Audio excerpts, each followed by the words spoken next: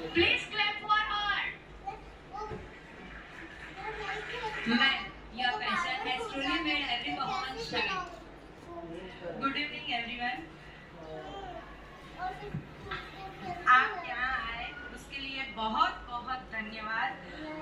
Teachers, बच्चे सुन रहे हो सब? बहुत अच्छा किया सारे बच्चों ने।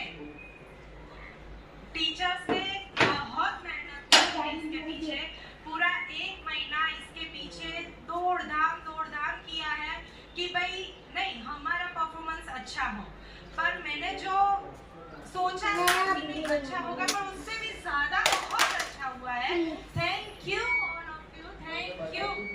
बस आपके सपोर्ट से ही ये पॉसिबल है। जो आप अपने बच्चों को नहीं भेजते तो कुछ नहीं होता इधर, पर आपने भेजा।